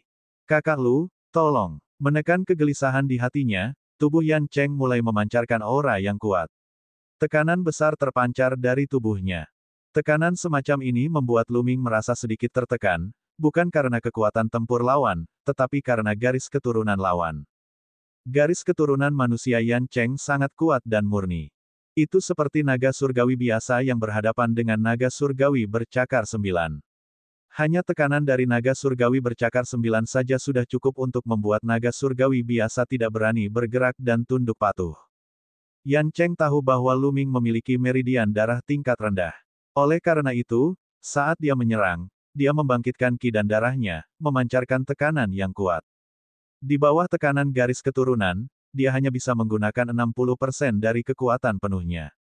Sayangnya, dia telah meremehkan Lu Ming. Lu Ming mengedarkan energi terlarang sedikit dan tekanannya menghilang tanpa jejak. Kemudian, Lu Ming melancarkan gerakannya. Ia memadatkan tombak panjang dengan kekuatan terlarang dan menghantamkannya ke arah lawan. Cahaya tombak itu berdengung dan membawa kekuatan yang mengerikan. Selain itu, kekuatannya sangat padat dan tidak menyebar. Kekuatan yang mengerikan itu terkonsentrasi sepenuhnya. Ekspresi Yan Cheng berubah drastis. Saat Lu Ming menyerang, dia bisa merasakan kekuatan mengerikan yang terkandung dalam cahaya tombak itu. Tanpa ragu sedikit pun, dia menggunakan seluruh kekuatannya dan melepaskan jurus terkuatnya, membombardir cahaya tombak Lu Ming. Dan EBSP, saat berikutnya, serangan mereka bertabrakan, tetapi tidak ada ledakan keras atau energi yang merusak. Hal ini dikarenakan cahaya tombak Lu Ming telah menghancurkan serangan Yan Cheng dalam sekejap. Kekuatan mengerikan itu mendarat di tubuh Yan Cheng. Tubuh Yan Cheng bergetar hebat saat dia mundur belasan langkah sebelum dia bisa berdiri tegak. Namun, dia memuntahkan beberapa suap darah. Aku telah dikalahkan, aku telah dikalahkan. Wajah Yan Cheng pucat. Hanya satu gerakan saja, dia dikalahkan oleh Lu Ming dengan kekuatan yang dahsyat. Kekuatan tempur Lu Ming jelas jauh di atas dirinya. Dia benar-benar hancur. Mungkinkah orang ini memiliki kekuatan tempur 3 limit break? Bagaimana mungkin garis keturunan kelas rendah memiliki kekuatan tempur yang begitu kuat? Yan Cheng sangat terkejut. Untuk dapat mengalahkannya dengan cara yang begitu dahsyat tanpa menimbulkan keributan apapun, jelas mustahil bagi seseorang yang berada pada level yang sama dengannya untuk melakukannya. Hanya dengan menerobos batas 3 kali dia dapat melakukannya. Sebenarnya, dia tidak tahu bahwa Lu Ming tidak menggunakan kekuatan penuhnya. Dia telah berbelas kasih. Bab 4999, apakah kau di sini untuk menertawakanku? Jika Lu Ming menggunakan kekuatan penuhnya, Yan Cheng tidak hanya akan terluka. Dia akan terbunuh. Lu Ming hanya menggunakan sebagian kekuatannya dan Yan Cheng sudah terkejut. Apakah Anda masih ingin melanjutkan? Lu Ming tidak terus menyerang dan berkata dengan dingin. Liu Wei yang telah berbuat salah padaku. Yan Cheng meraung dalam hatinya dan ekspresinya sangat jelek. Pada akhirnya, dia memaksakan senyum yang lebih jelek daripada menangis dan berkata, saudara Lu benar-benar jenius yang langka. Yan Cheng Bai benar-benar yakin. Apalagi yang bisa dia lakukan jika dia tidak mengakui kekalahan. Setelah pertukaran pukulan tadi, dia mengerti bahwa jarak antara dia dan Lu Ming terlalu besar. Jika dia terus menyerang, dia hanya akan mencari pukulan. Dia tidak berani melanjutkan. Oh, kalau begitu, senjata suci tingkat asal itu milikku. Lu Ming menatap Yan Cheng dengan matanya yang cerah. Aura kuatnya telah sepenuhnya mengunci Yan Cheng. Yan Cheng sebenarnya tidak ingin menyerahkannya. Namun, melihat sikap Lu Ming, jika dia tidak menyerahkannya, tidak akan mudah baginya untuk keluar dari halaman ini. Ekspresinya semakin tidak sedap dipandang.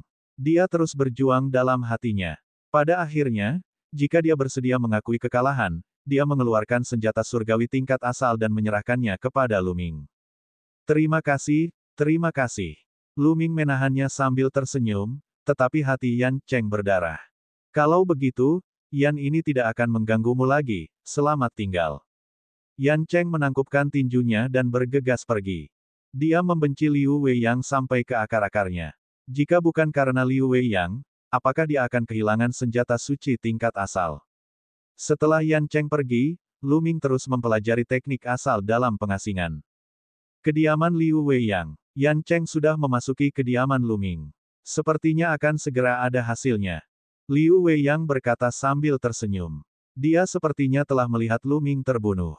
Bahkan jika dia tidak terbunuh, dia akan dipukuli sampai mati. Tentu saja, dia telah mengirim orang untuk memantau daerah sekitar kediaman Luming. Belum lama ini, dia telah mengirimkan berita bahwa Yan Cheng telah memasuki kediaman Luming. Dia sedang menunggu kabar baik. Saat dia berbicara, jimat giok transmisi suaranya menerima sebuah pesan. Begitu cepat, Liu Weiyang dapat mengetahui bahwa pesan itu dikirim oleh orang yang mengawasi kediaman Luming. Dia sedikit terkejut ketika melihat isi pesan itu. Apa yang dia katakan? Pemuda cerdik di sampingnya bertanya. Menurut berita, Yan Cheng telah meninggalkan kediaman Luming dan kembali ke kediamannya sendiri. Kata Liu Weiyang. Kecepatan yang begitu cepat. Sepertinya Luming hanya memiliki kemampuan bertarung seorang ahli yang mampu menembus puncak paling banyak satu kali. Dia sama sekali bukan tandingan Yan Cheng. Itulah sebabnya dia ditekan begitu cepat. Sepertinya Yan Cheng telah berhasil. Pria muda yang cerdik itu menganalisis. Ayo kita cari Yan Cheng. Kita cari tahu lebih banyak tentang situasinya. Kalau memungkinkan, kita bisa mendapatkan beberapa keuntungan. Kata Liu Weiyang. Jika Yan Cheng benar-benar berhasil mendapatkan harta karun milik Luming, mereka juga menginginkannya. Mungkin mereka bisa meminjamnya dari Yan Cheng untuk sementara waktu. Memikirkan hal ini, hati mereka terbakar oleh gairah dan mereka dengan tidak sabar bergegas menuju kediaman Yan Cheng. Ketika Yan Cheng kembali ke kediamannya, dia menelan beberapa pil dewa dan duduk bersila untuk menyembuhkan luka-lukanya. Tidak lama kemudian, dia mendengar suara dari luar. Apakah saudara Yan ada di sini? Liu Weiyang meminta bertemu. Mata Yan Cheng terbuka lebar, dan dia terbakar amarah. Sebelum dia sempat menemukan masalah dengan Liu Weiyang telah datang menemuinya. Tidak masuk akal. Jika dia tidak khawatir pada kakek Liu Weiyang, dia pasti sudah langsung pergi ke tempat Liu Weiyang. Namun, hanya ada beberapa ratus tahun tersisa sebelum malapetaka besar asal mula. Pada saat itu, kakek Liu Weiyang akan bangun. Dia tahu bahwa kakek Liu Weiyang sangat kuat. Bahkan di antara para ahli alam asal, dia dianggap sebagai ahli yang kuat. Dia tidak memiliki dukungan apapun, jadi dia tidak berani menyinggung Liu Weiyang terlalu banyak. Sambil menarik napas dalam-dalam, Yan Cheng menahan amarah di hatinya. Dengan lambaian tangannya, pintu halaman terbuka. Dia berkata dengan dingin, "Masuk." Liu Weiyang dan yang lainnya melangkah maju dan melihat Yan Cheng. "Selamat, Saudara Yan. Anda telah memperoleh harta yang tak tertandingi. Anda mungkin dapat menerobos 3 kali di masa mendatang. Saya benar-benar iri." Liu Weiyang tersenyum dan menangkupkan tinjunya untuk memberi selamat, tetapi suaranya semakin lembut saat dia berbicara. Karena dia melihat ekspresi Yan Cheng semakin lama semakin jelek. Kemarahan di hati Yan Cheng telah meledak sepenuhnya dan dia tidak bisa lagi menahannya. "Liu Weiyang, apakah kamu ke sini untuk menertawakanku?" Yan Cheng berkata dengan dingin. "Menertawakanmu, Kakak Yan? Mengapa kau berkata begitu?" Liu Weiyang berkata, dia punya firasat buruk tentang ini. Enyah. Yan Cheng tidak dapat lagi menahan amarah di dalam hatinya. Dengan raungan yang keras, aura kekerasan meledak, menyebabkan Liu Weiyang dan yang lainnya terhuyung mundur. "Yan Cheng, apa yang sedang kamu lakukan?" Liu Weiyang berteriak. "Enyahlah. Kalau kau tidak mau tersesat, aku akan mengusirmu." Yan Cheng meraung. Kalau saja dia tidak takut kepada kakek Liu Weiyang, Yan Cheng pasti sudah menginjak wajah Liu Weiyang. Sudah sangat kuat baginya untuk bisa menahan diri dan tidak bergerak. Meski begitu, Yan Cheng sudah hampir mengamuk. "Ayo pergi." Liu Weiyang dan yang lainnya tidak berani tinggal lebih lama lagi saat melihat Yan Cheng hendak mengamuk. Mereka segera meninggalkan kediaman Yan Cheng dan lari menjauh. "Ada apa dengan Yan Cheng? Kenapa kau jadi gila?" Seorang pemuda berteriak dengan tidak senang. Tampaknya Yan Cheng tidak hanya tidak berhasil, tetapi dia juga menderita kerugian besar di tangan Luming. Kata pemuda berwajah cerdik itu. "Benar sekali. Napas Yan Cheng pendek dan dia pasti terluka. Mungkinkah dia terluka oleh Luming? Luming benar-benar memiliki kekuatan tempur seperti itu." Liu Weiyang berkata dengan suara rendah, ekspresinya jelek. Bagaimana mungkin Luming bisa melukai Yan Cheng? Mungkinkah Luming menyembunyikan kemampuannya saat berhadapan dengan Susi?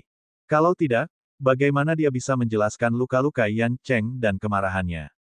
Yan Cheng pasti menderita kerugian di tangan Lu Ming. Aku hanya tidak tahu apakah Lu Ming terluka. Kata pemuda berwajah cerdik itu. Ada perbedaan besar apakah Lu Ming terluka atau tidak. Jika Lu Ming juga terluka, itu berarti kekuatan tempur Lu Ming hampir sama dengan Yan Cheng. Bahkan jika dia lebih kuat, dia tidak akan jauh lebih kuat.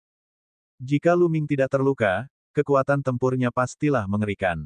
Kirim seseorang untuk mengawasi Lu Ming. Liu Weiyang berteriak dengan marah. Dia sangat tidak bahagia. Terlepas dari apakah Lu Ming terluka atau tidak, setidaknya itu membuktikan bahwa Lu Ming memiliki kemampuan tempur untuk menerobos 2 kali. Garis keturunan yang lebih rendah sebenarnya memiliki kekuatan tempur seperti itu. Dia marah karena cemburu. Saudara Liu, apa yang harus kita lakukan sekarang? Apakah kita akan membiarkannya begitu saja? Pemuda lainnya berkata, lupakan saja, bagaimana mungkin? Mata Liu Weiyang dingin dan penuh dengan niat membunuh. Ketika dia membayangkan adegan dia menelan lumpur, dia merasa mual. Itu mimpi buruknya. Kemarahan dan niat membunuh di hatinya tidak dapat ditekan. Dia harus membalas dendam untuk ini. Mungkin aku bisa mulai dari Mulan. Kata pemuda berwajah cerdik itu. Kau benar, Lu Ming mengatakan bahwa dia adalah adik laki-laki Mulan, tapi menurutku hubungan mereka tidak sesederhana itu. Kata Liu Weiyang. Bab 5000, Mulan keluar dari pengasingan. Niat membunuh di mata Liu Weiyang perlahan menghilang dan digantikan oleh tatapan licik. Aku punya firasat bahwa Lu Ming dan Mulan jelas bukan sekadar kakak senior dan adik junior. Kalau mereka hanya kakak senior dan adik junior, mengapa Lu Ming mau mempertaruhkan nyawanya dan datang jauh-jauh dari alam semesta di timur? Kurasa ada hubungan gelap di antara mereka. Kata Liu Weiyang. Tidak buruk, tidak buruk. Pemuda lainnya mengangguk setuju. Hehe, ada banyak sekali pengejar di alam Dewa Changqing. Jika Lu Ming dan Mulan berselingkuh, kita masih bisa membunuh mereka dengan pisau pinjaman. Mata Liu Weiyang dipenuhi dengan niat membunuh. Saudara Liu, kamu benar-benar bijaksana. Aku tidak sabar. Seorang pria muda tersanjung. Ayo pergi ke kediaman Mulan. Kata Liu Weiyang. Waktu berlalu dengan cepat, dan dalam sekejap mata, 3 tahun telah berlalu. Dalam 3 tahun terakhir, Lu Ming telah mempelajari teknik asal-usul. Tentu saja, ia akan mengekstrak cairan obat dewa asli dari obat surgawi tingkat asal-usul teratas setiap bulan. Saat ini, dia memiliki total 8 ramuan dewa tingkat asal terbaik. Dia membawa 5 di antaranya dari alam semesta timur. Sedangkan 3 lainnya, dia memperoleh 1 dari batu vermilion dan 2 lainnya dari Phoenix Iblis milik penguasa yang keji. Dia bisa memperoleh 8 tetes cairan obat dewa asli dari 8 ramuan dewa bermutu tinggi setiap bulan. Ini memungkinkan Lu Ming untuk berkembang pesat. Benih asalnya akan tumbuh lebih kuat setiap bulan, dan energi asalnya juga akan menjadi lebih kuat. Kakak Lu, apakah kamu di sana? Suatu hari, suara Han Yue datang dari luar. Mungkinkah kakak senior Mulan telah keluar dari pengasingannya? Hati Lu Ming tergerak. Han Yue memiliki informasi kontak pembantu Mulan. Pembantu itu berkata bahwa Mulan akan mengirim transmisi suara ke Han Yue begitu dia keluar dari pengasingan. Han Yue kemudian akan memberitahu Lu Ming. Selama 3 tahun terakhir, Han Yue tidak pernah mencari Lu Ming. Sekarang setelah dia tiba-tiba datang mencarinya, Lu Ming tidak bisa tidak memikirkan Mulan. Asyik, Lu Ming bergerak dan meninggalkan halaman, muncul di depan Han Yue. Lu Ming, aku baru saja menerima berita bahwa kakak seniormu, Mulan, telah keluar dari kultivasi tertutupnya. Kata Han Yue. Lu Ming sangat gembira. Ayo pergi. Lu Ming tidak sabar untuk pergi ke kediaman Mulan. Tian Lan Yuan. Sosok anggun berdiri dengan tenang di halaman. Wanita ini adalah Mulan. Setelah beberapa lama tidak bertemu, temperamen Mulan jauh lebih baik dari sebelumnya. Dia dipenuhi dengan rayuan dari ujung kepala sampai ujung kaki. Beberapa pembantu berdiri di sampingnya. Nona Mulan, apakah Anda sudah berhasil menerobos? Salah seorang pembantu bertanya dengan rasa ingin tahu. Lumayan, terobosan ini berjalan lancar. Anda seharusnya memiliki kekuatan tempur untuk terobosan kedua sekarang. Mulan berkata dengan senyum di wajahnya. Terobosan kedua akan menjadikan seseorang jenius teratas di alam semesta, apalagi di alam surgawi. Bahkan dengan 5 tanah terlarang yang agung, jumlahnya tidak akan terlalu banyak. Lu Ming, kurasa aku pantas untukmu sekarang. Mungkin, aku sudah lebih tinggi darimu. Mulan bergumam dalam hatinya. Mungkin, dia harus menemukan kesempatan untuk kembali ke langit berbintang alam semesta di timur. Di masa lalu, kultivasinya belum mencapai tahap kesuksesan yang fenomenal, jadi sangat sulit baginya untuk melewati zona hampa antara alam semesta timur dan barat. Sekarang setelah dia berhasil menembus batas 2 kali, dia tak tertandingi di alam semesta kecuali para master surgawi yang tak tertandingi. Dia yakin bahwa dia bisa melewati zona kehampaan dan kembali. Dia tidak sabar untuk kembali ke sisi Lu Ming. Sekarang dia sudah cukup percaya diri. Dulu, dia meninggalkan Lu Ming atas kemauannya sendiri karena merasa terlalu jauh darinya. Sekarang, dia akhirnya berhasil menyusulnya. Selamat, Nona. Anda telah berhasil naik ke level kedua. Para pembantunya pun kegirangan dan mengucapkan selamat kepadanya. Apakah terjadi sesuatu selama waktu ini? Mulan bertanya. Itu masih, saat Nona muda menyendiri, ada saja orang yang datang mencari Nona muda setiap hari. Kata salah satu pembantu itu. Mulan mendesah. Dia tidak tahu berapa kali dia telah menolak orang-orang itu, tetapi mereka tidak mau menyerah dan terus mengganggunya. Tampaknya dia harus kembali ke alam semesta sesegera mungkin. Mulan, selamat. Pada saat ini, sebuah suara terdengar. Di kejauhan, seorang pemuda melangkah di udara. Pakaian putih pemuda itu berkibar tertiup angin, dan dia luar biasa tampan. Liu Feng. Mulan sedikit mengernyit. Di antara semua pelamar Mulan, Liu Feng dianggap sebagai eksistensi terbaik. Dia adalah kesayangan surga yang tak tertandingi yang memiliki kekuatan tempur seperti limit breaker kedua. Suara mendesing. Tiba-tiba, suara benda pecah di udara terdengar. Orang-orang terus berdatangan dari arah lain. Setidaknya 7 atau 8 sosok terbang, semuanya elit muda. Mulan, selamat karena telah keluar dari pengasingan. Mulan, jangan bilang kau sudah melewati batas 2 kali. Selamat, saya sangat bahagia. Para pemuda itu silih berganti mengucapkan selamat kepadanya, bahkan ada yang menyanjungnya secara langsung. Kalian mengirimi mereka berita itu. Mulan melirik gadis-gadis pelayan itu. Para pelayan itu tersipu malu. Salah satu dari mereka berkata, Nona muda, mereka sudah lama mengganggu kita, dan banyak dari mereka yang berstatus tinggi.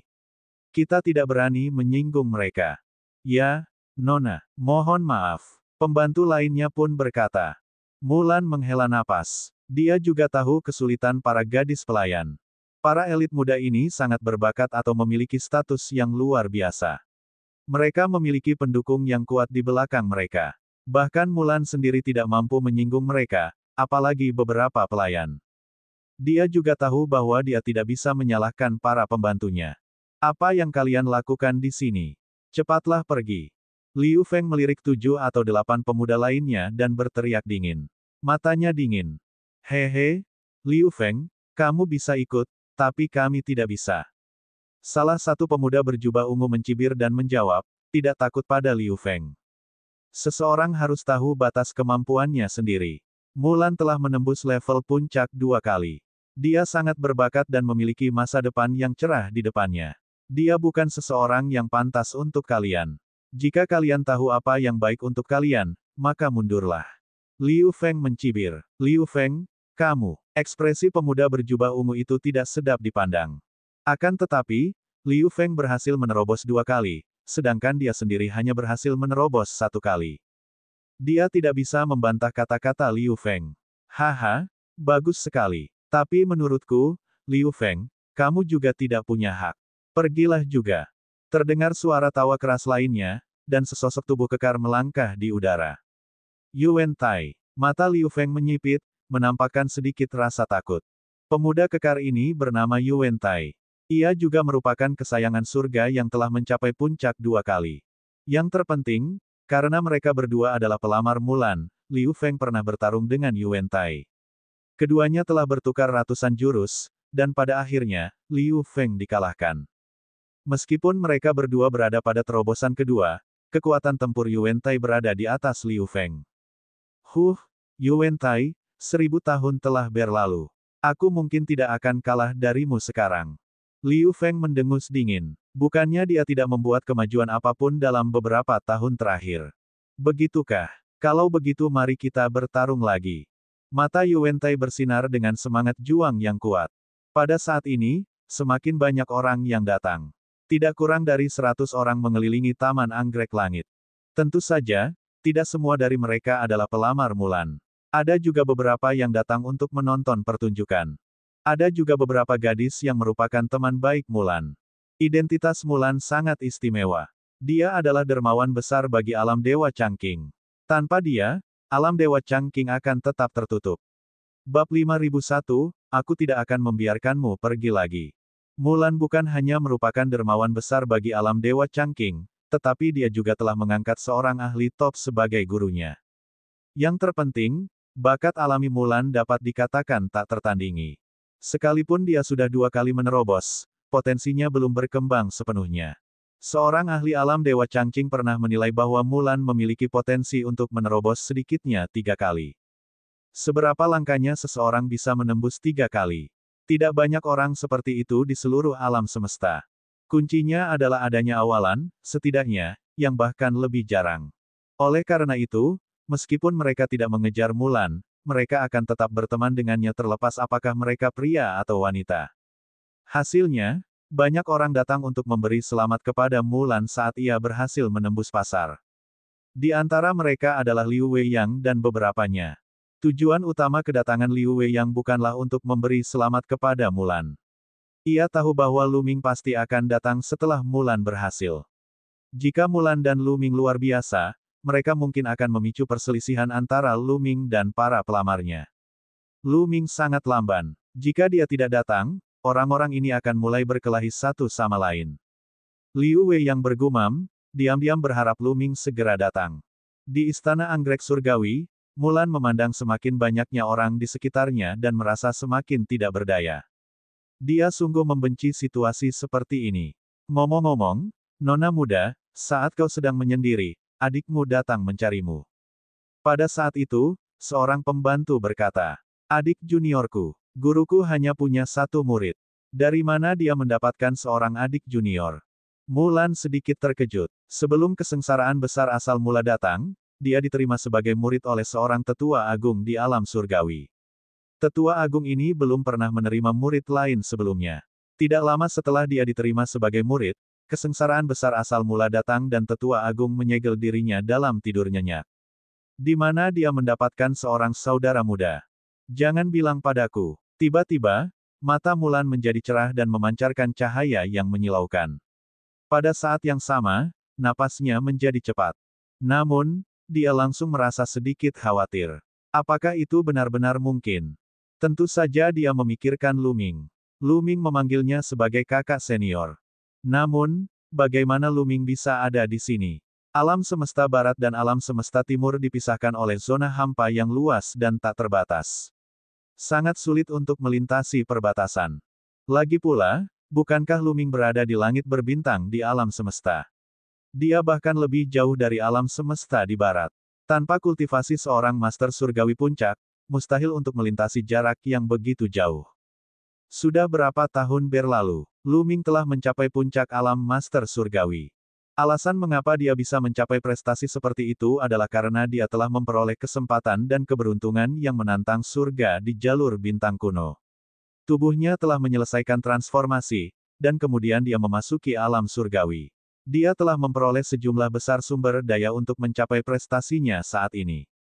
Lu Ming sangat berbakat, tetapi itu hanya terbatas pada satu sudut alam semesta. Dibandingkan dengan alam semesta yang luas, makhluk-makhluk di tanah terlarang, dan anak-anak surga yang sombong di alam surgawi, dia terlalu jauh. Bukannya dia meremehkan Lu Ming, dia justru sangat percaya diri pada Lu Ming.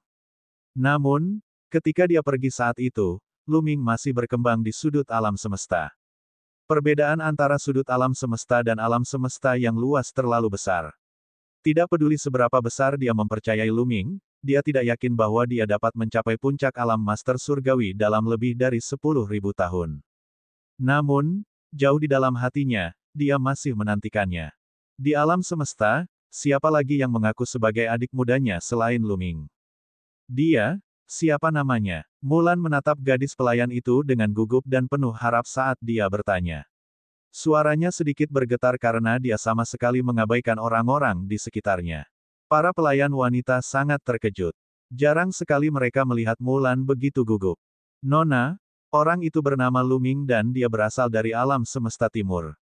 Kata salah satu pembantu itu. Itu benar-benar dia, itu benar-benar dia. Jantung Mulan berdebar kencang. Wajahnya memerah karena kegembiraan saat dia bergumam pada dirinya sendiri. Dia benar-benar tidak dapat mengendalikan dirinya. Saat ini, setidaknya ada sekitar 100 orang di sekitarnya. Ketika orang-orang ini melihat ekspresi Mulan, mereka tidak bisa menahan diri untuk tidak sedikit terkejut.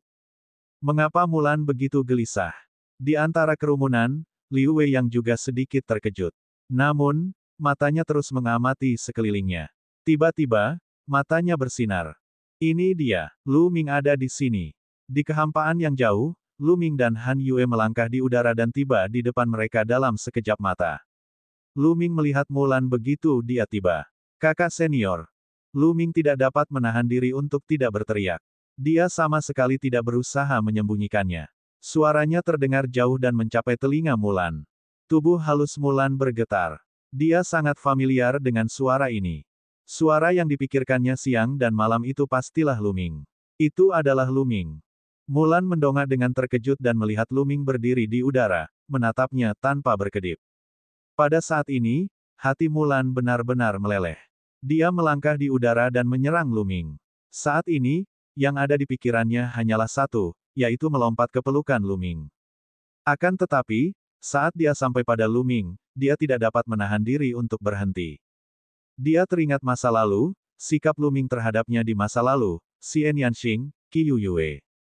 Saat memikirkan hal ini, dia ragu-ragu dan menatap Lu Ming dengan linglung. Setelah beberapa saat, dia memanggil, "Adik muda." Setelah memanggil, "Adik muda," tenggorokannya seperti tersangkut sesuatu, dan dia tidak bisa berkata apa-apa lagi. Namun, pada saat berikutnya, dia merasakan lengan yang kuat dan kokoh memegang pinggangnya yang ramping. Kekuatan yang kuat melonjak dan Mulan tidak bisa menahan diri untuk tidak bersandar ke lengan Lu Ming. Dia tidak melawan. Dia tidak ingin melawan secara naluriah. Dia hanya melemparkan dirinya ke pelukan Lu Ming dan dipeluknya. Kakak senior, akhirnya aku menemukanmu. Mulai sekarang, aku tidak akan membiarkanmu meninggalkanku lagi. Suara Lu Ming terdengar di telinga Mulan. MMH. Mulan menggerutu sebagai tanda terima kasih. Pada saat ini, sesuatu tampaknya telah meledak di dalam hatinya. Dia telah sepenuhnya melupakan semua kebencian, rasa bersalah, dan ketidakberdayaan yang pernah dia rasakan di masa lalu. Yang tersisa hanyalah kebahagiaan. Dia hanya berharap momen ini akan bertahan hingga akhir zaman. Orang-orang di sekitarnya tercengang. Banyak orang yang mulutnya terbuka lebar. Apa yang sedang terjadi? Bahkan Liu Wei yang telah siap mental, tercengang. Sementara itu, mereka yang mengejar Mulan langsung menjadi gempar. Lepaskan, lepaskan, kecil, pergilah. Singkirkan tanganmu yang kotor. Kau akan mati. Aku akan melumpuhkan tanganmu. Dari mana garis keturunan rendahan ini berasal? Beraninya kau tidak menghormati Nona Mulan. Kau sedang mencari kematian. Banyak orang bersorak dan mata mereka terbelalak. Apa yang telah dilakukan Lu Ming?